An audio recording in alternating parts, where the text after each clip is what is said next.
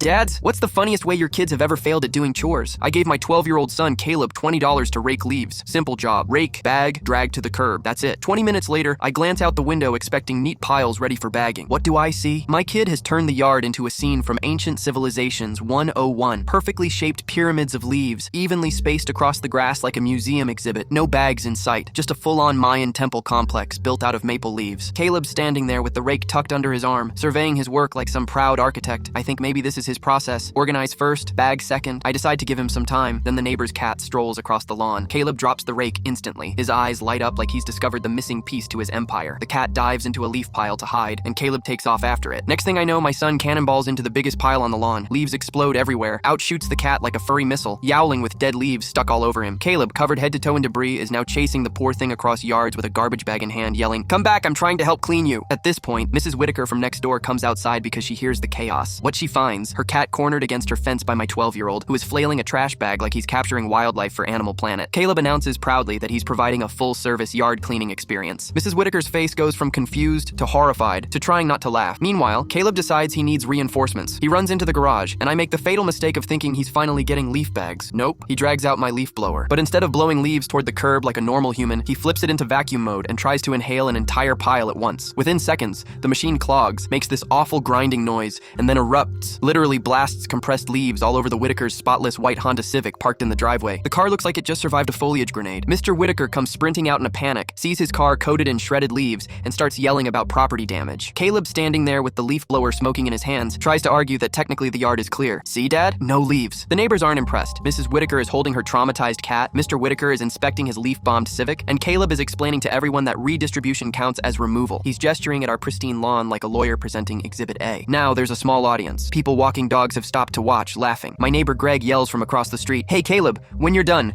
can you redecorate my car too?" The whole block is basically treating this like live entertainment. I finally step outside before the homeowners association shows up with torches. Caleb immediately tries to cut a deal. He says, "Look Dad, technically I solved the problem. The leaves aren't our problem anymore." He's saying this with wet leaves plastered to his hair, standing next to a cat that looks like it's plotting murder. I tell him he's got 1 hour to fix everything, or he can forget about his video game until Christmas. He groans, grabs the rake again, and trudges back into the battlefield while the neighbors clap like he's just been sentenced. 2 hours later, the yard's finally clean. The Civic is mostly leaf-free, the cat has retreated under the porch, and Caleb is sulking like he just returned from war. He earned exactly $0 of his 20 because I told him damages canceled out his pay. The funniest part? That night, he tries to argue at dinner that technically I owe him hazard pay.